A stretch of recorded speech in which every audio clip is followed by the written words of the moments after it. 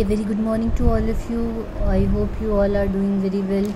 So today we are going to learn about syntax of print function. Print function का grammar कैसे लिखते हैं, कैसे लिखी जाती है, क्या तरीका रहता है, ये सब चीज़ें। ठीक है, तो सबसे पहले आप देखो सिंटेक्स ऑफ प्रिंट फंक्शन में प्रिंट में आप जितनी भी वैल्यूज़ लिखना चाहते हो वो सारी वैल्यूज़ लिखेंगे, सेपरेटर लिखेंगे और सेपरेटर इज इक्वल्स टू जो भी आप सेपरेटर यूज़ कर रहे हो उसको सिंगल इन्वर्टेड कॉमास के अंदर वो आएगा, comma end is equals to new line character जो भी आप देना चाहते हो वो एंड के अंदर आएगा।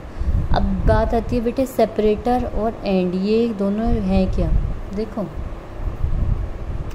जो स्ट्रिंग इंसर्ट की जाती है वैल्यूज़ के बीच में या बाय डिफ़ॉल्ट एक स्पेस जो होता है वो हमारा सेपरेटर होता है, जो किसी भी चीज़ को सेपरेट करे वो सेपरेटर। और एंड क्या होता है, जब लास्ट वैल्यू होती है, ठीक है, तो स्ट्रिंग के बाद क्या हो जाए, ऑटोमेटिकली लास्ट वैल्यू ऐड हो जाए, ठीक है। या फिर न्यू लाइन करेक्टर अगर है, बाय डिफ़ॉल्ट क्या होता है, न्यू लाइन करेक्टर होता है, नई लाइन पे आउटपुट आ जाए तो वो हमारे क्या होता है, एंड फंक्शन। ठीक है, तो जो भी हम लिखेंगे एंड के अंदर वो कहाँ प्रिंट हो जाएगा, जब हमारी सारी वैल्यूज़ प्रिंट हो जाएंगी उसके बाद क्या हो जाएगा, वो जो हमने एंड में दिया है वो प्रिंट हो जाएगा। ठीक, अभी बस इतना समझो, सेपरेटर सेपरेट यूज़ करने के लिए और एंड प्रिंट फंक्शन में सारी वैल्यूज़ प्रिंट होने के बाद एंड में जो भी आप वैल्यू लिखते हो वो प्रिंट हो जाती है। जैसे आपने बोला प्रिंट 10, 20, 30, ठीक है। ठीक बेटे, तो अब यहाँ पर आपने कोई भी क्या करा है, वैल्यूज़ तो दे दी 10, 20, 30, कॉमा से सेपरेटेड वैल्यूज़ दे दी, लेकिन सेपरेटर का कोई भी आपने सेपरेटर नहीं बताया है कि आप कौन सा सेपरेटर यहाँ वो यूज़ कर रहे हो। तो बाय डिफ़ॉल्ट क्या बताया था मैंने कि स्पेस ले लेता है वो। ठीक है, तो कैसे प्रिंट करेगा, जैसे आप ये लिख कर एंटर करोगे 10 उसके बीच में स्पेस 20 के बीच में स्पेस 30, ठीक है। तो यहाँ पर जब आप सेपरेटर डिफाइन नहीं करते तो ऑटोमेटिकली क्या होता है, स्पेस ले लेता है। ठीक, अब बात करें अगर हम सपोज़ 10, 20, 30 ये रहे हैं, सेपरेटर हम क्या यूज़ कर रहे हैं, स्टार, या इसको क्या बोलते हैं, आस्ट्रिक बोलते हैं। तो इसको हम एज ए सेपरेटर यूज़ कर रहे हैं। तो अब क्या हमारा आउटपुट आएगा, 10, 20, 30 हमारी ये वैल्यूज़ प्रिंट हो जाएंगी। समझ आ गया सभी को। ठीक, अब अगर हम सपोज़ हम सेपरेटर के अंदर क्या कर रहे हैं बेटा, कुछ भी ले सकते हैं, कोई भी सिंबल ले सकते हैं, बस एक तरीके से सेपरेटर क्या कर रहा है, दो वैल्यूज़ को बीच में क्या कर रहा है, जगह दे रहा है। जैसे आपने बोला 10, 20, 30 सेपरेटर आपने ये सिंबल यूज़ किया, ठीक है, तो हाइफन स्टार हाइफन, ठीक है। तो आप क्या करें, 10 hyphen asterisk hyphen 20 asterisk hyphen asterisk hyphen, तो ये क्या कर दिया, ये सेपरेटर्स यूज़ हो रहे हैं। This is to separate the values या this is to separate the string inserted between values. ठीक है, इसी तरीके से अब सेपरेटर अगर सपोज हम यूज़ कर रहे हैं कॉमा, तो कैसे लेगा, 10, 20, 30। समझ आ गया कि जो हम सेपरेटर में वैल्यू देते हैं वो कॉमा करके प्रिंट हो जाती है। यहाँ तक सभी को आ गया। अब हम कुछ और एग्जांपल देख लेते हैं बेटे। जैसे आपने बोला प्रिंट 10, 20, 30, अब सेपरेटर में मैंने दे दिया n, ठीक है। तो ये जो हमारा n होता है ये हमारा होता है बेटा न्यू लाइन करेक्टर, ठीक है। तो जहाँ पर भी ये हम लिखेंगे वहाँ से नेक्स्ट लाइन स्टार्ट हो जाएगी। तो अब हमने क्या बोले, 10, 20, 30 को सेपरेट करो न्यू लाइन करेक्टर से। तो 10 के बाद न्यू लाइन 20, फिर न्यू लाइन 30, ठीक है। तो ये क्या होता है, न्यू लाइन करेक्टर का काम होता है जब वो एज ए सेपरेटर वर्क करता है। ठीक, अब इसी तरीके से हम अगर सपोज़ हम बोल रहे हैं प्रिंट 10, 20, 30, सेपरेटर क्या है, टैब, टी को हम एक टैब वैल्यू को सेपरेटर की तरह करें तो एक टैब का स्पेस बिटवीन द वैल्यूज़ हमारे आ जाएगा। ठीक है, टैब जो आप समझ गए हो, तो इनकी एक टैब जो एक स्पेस बार का वैल्यू आपके उसमें आ जाता है। ठीक है, तो अगर हम सेपरेट आर्गुमेंट यूज़ करते हैं, ठीक है,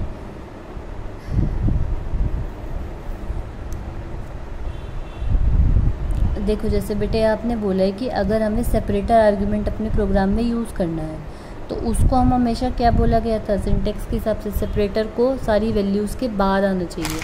अगर सपोज़ किसी ने ऐसे कर दिया कि 10, 20, 30 सेपरेटर दे दिया और फिर वैल्यू दे दी, तो अब ये क्या आ जाएगा, सिंटेक्स एरर आ जाएगा। जैसे आप एंटर करोगे, एंटर दबाओगे आउटपुट के लिए, तो सिंटेक्स एरर आ जाएगा।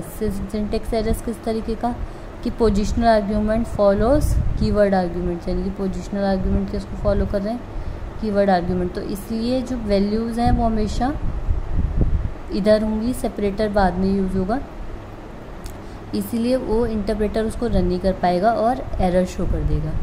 अब हमने देखो सेपरेटर तो हमें अच्छे से समझ आ गया। अब हम बात करते हैं एंड पैरामीटर की। ठीक है, बाय डिफ़ॉल्ट आपको एंड पैरामीटर बताया था कि न्यू लाइन करेक्टर ही होता है। अब प्रिंट फंक्शन में एक एंड करेक्टर भी आता है, तो किसी भी करेक्टर या किसी भी स्ट्रिंग से कोई पैरामीटर यूज़ करते हुए आप प्रिंट स्टेटमेंट को क्या कर सकते हो, एंड कर सकते हो। किस तरीके से बेटे, जैसे आपने बोला फॉर एग्जांपल वैल्यूज़ दे दी, काउ, कैट, डॉग, सेपरेटर क्या है, कॉमा, तो सेपरेटर का काम क्या था, कॉमा दिखा देना।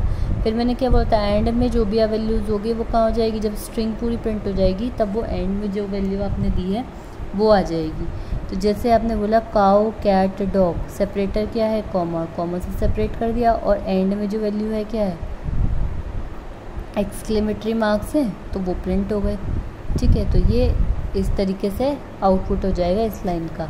तो अब समझ आ गया सेपरेटर और एंड का काम। सेपरेटर जो भी वैल्यूज़ हैं उनको सेपरेट करने के लिए, और एंड में जो भी आप वैल्यू देते हो वो ऑटोमेटिकली क्या आ जाती है, स्ट्रिंग के एंड में प्रिंट हो जाएगी। ठीक है, अब बात कर लेते हैं हम पाइथन शेल की। पाइथन शेल क्या होता है बेटे, इसमें बहुत सारे ड्रॉप डाउन मेन्यूज़ होते हैं। ड्रॉप डाउन मेन्यूज़ मतलब जैसे आपने देखा होगा फाइल पे क्लिक करते हो किसी चीज़ कोई भी, तो फाइल में बहुत सारे ऑप्शन आते हैं, न्यू है ना, ओपन, सेव एज, ये जो ऐसे खुल के आता है इसको हम क्या बोल देते हैं, ड्रॉप डाउन मेन्यू।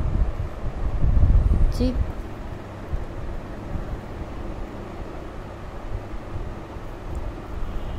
तो ये होता है हमारा। ठीक, उसके बाद बेटे हम जैसे बोलते हैं कि इसके अंदर क्या कर सकते हो, आप टाइप कर सकते हो या भी एंटर कर सकते हो कोई भी स्टेटमेंट या एक्सप्रेशन जिसको आपको एग्जीक्यूट करना है। तो पाइथन शेल विंडो के अंदर कौन कौन से मेन्यू होते हैं, जैसे आप फाइल होती है, एक एडिट होता है, शेल, डीबग ऑप्शंस होते हैं, विंडोज़ होती है, हेल्प होती है, ये सारी चीज़ें क्या होती हैं, ये मेन्यूज़ आइटम्स होते हैं। तो जैसे सबसे पहले आपको पढ़ा रहे हैं एडिट मेन्यू। एडिट मेन्यू के अंदर क्या होता है, जो भी आप शेल में डेटा टाइप कर रहे हो, टेक्स्ट टाइप कर रहे हो, उसमें अगर चेंजेस करने हैं, जैसे undo, redo, cut, copy, select all, paste, find, replace, ये सारी जो ऑपरेशंस अगर आपको परफॉर्म करने हैं, ये सारे किसके अंदर आ जाते हैं, एडिट मेन्यू के अंदर। ठीक है, और शेल और डीबग मेन्यू किस लिए यूज़फुल है, जब हम बड़े प्रोग्राम बना रहे हैं। ठीक है, अभी बस बेटा इसको आम पे बस एक ये चीज़ें समझते रहो कि कैसे कि क्या होता है, बस हल्का हल्का इसका इंट्रो ले लो। जब ये प्रोग्राम में या जब भी हम इसको वो देखेंगे ना, जब रन करा के देखेंगे, ये बहुत ही मतलब छोटी छोटी चीज़ें आपको समझ में आ जाएंगी। ठीक है, अभी इसके लिए इतना बर्डन लेने की ज़रूरत नहीं है, बस एडिट से मतलब एडिटिंग के लिए काम आ रहा है तो cut, copy, paste, select, find, replace. ठीक, जो शेल और डीबग मेन्यूज़ होती हैं वो कम यूज़ करते हैं जब हम बड़े प्रोग्राम्स बना रहे हो।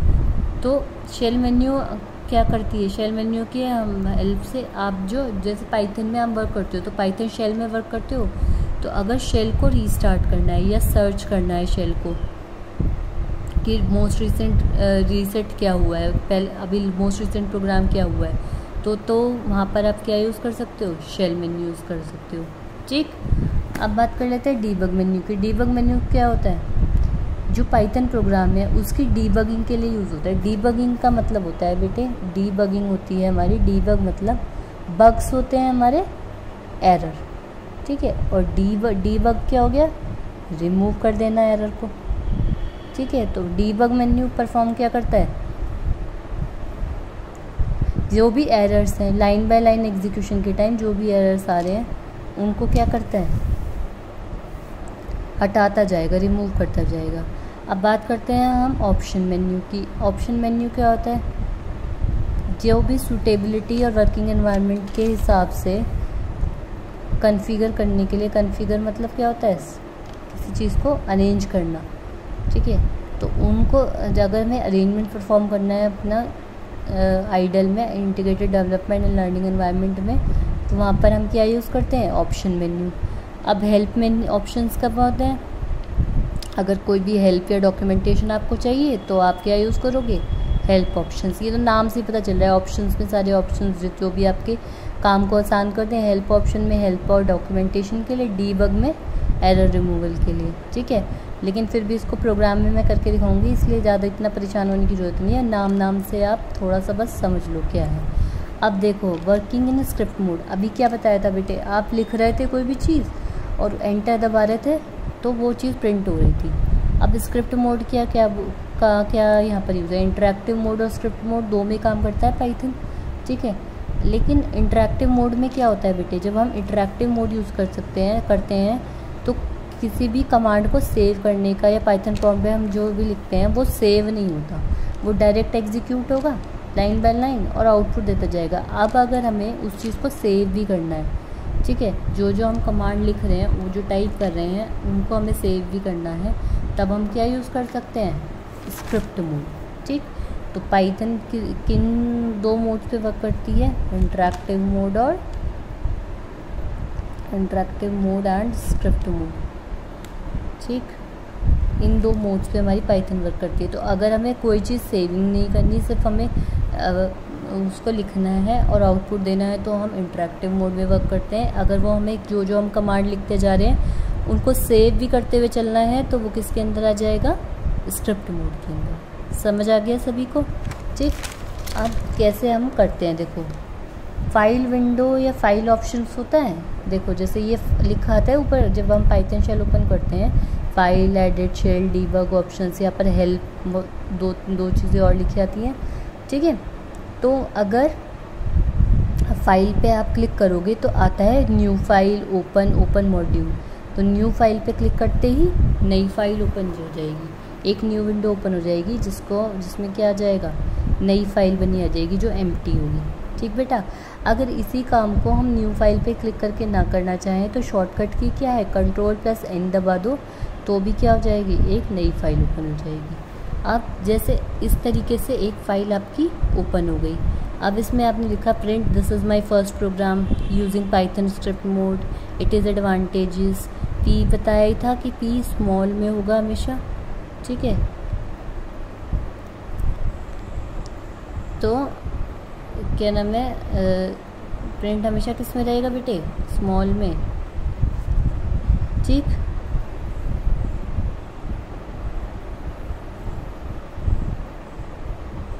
तो इस मेथड को, कमांड टाइप करने के मेथड को प्रिंट स्टेटमेंट यूज़ करते हुए हम क्या बोल देते हैं, प्रिंटिंग बोल देते हैं, ठीक। तो ये चीज़ क्या हो जाती है, प्रिंटिंग। अगर हम मल्टीपल प्रिंट में जो भी मल्टीपल चीज़ें हम,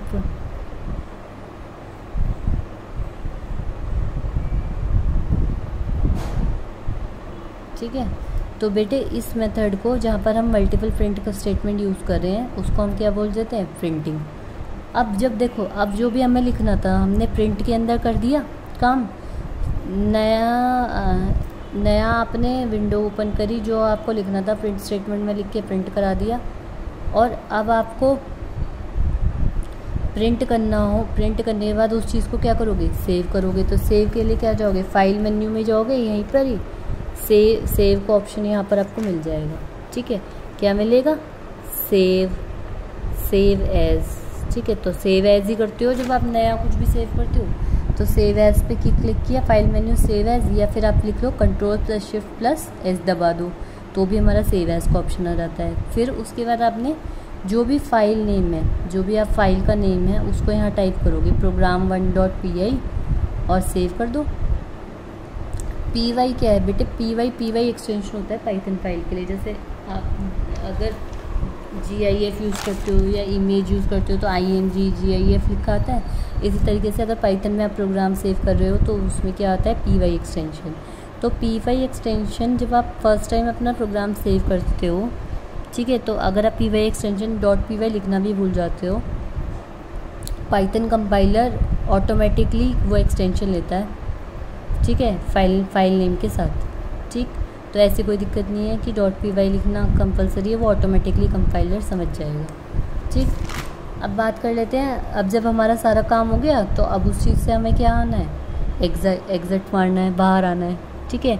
तो बाहर आने के लिए आप क्या यूज़ करते हो, कमांड Ctrl+Z, या प्रेस कर दोगे एंटर की, ठीक है, या क्विट टाइप कर दो या एग्जिट टाइप कर दो। ये फंक्शन है, स्टेटमेंट है, और उसके बाद एंटर की दबा दो, ठीक है। अगर एग्जिट और क्विट काम नहीं कर रहा है तो आप बेटे लिखोगे import system.exit, तो वो ऑटोमेटिकली प्रोग्राम हमारा एग्जिट हो जाएगा, ठीक। तो हम आ गए पाइथन से बाहर। ये हमारा बिल्कुल बेसिक था कि पाइथन होती क्या है, पाइथन की विंडो कैसे ओपन होती है, कैसे क्या उसमें लिखते हैं बेटे, ये जो मैंने आपको बताया, ठीक है। लिखने के बाद उसको सेव कैसे किया जाता है, और .py एक्सटेंशन से हम इसे सेव करते हैं, ठीक। ये सारी चीज़ें हैं। ये जो है पाइथन शेल पे कैसे, ये तो देखो ऑप्शंस हैं, ये तो फाइल मेन्यू, फाइल में एडिट क्या होता है, शेल क्या होता है, डीबग क्या होता है, ये सारी चीज़ें मैंने आपको बता दी हैं इसके अंदर, ठीक। तो इनका मोटा मोटा आपको पता होना चाहिए कि भाई क्या क्या होती हैं ये चीज़ें, ठीक। तो मेन जो आपका इसमें है वो है आपका syntax of print function, separator और एंड लाइन फंक्शन, आपको एंड पैरामीटर आपको पता होना चाहिए, जो मेन टॉपिक है इसका, ठीक है। तो इसी के साथ बेटे आज की क्लास यहीं पे कंप्लीट होती है। अगर आपको कोई भी प्रॉब्लम है, छोटी से छोटी भी आपकी प्रॉब्लम है, तो आप बिना परेशान हुए बिल्कुल पूछें मुझे, ठीक है। और बिल्कुल माइंड फ्री होके पढ़ने की ज़रूरत है, बिना कोई टेंशन लिए। ओके बच्चे, हैव अ गुड डे।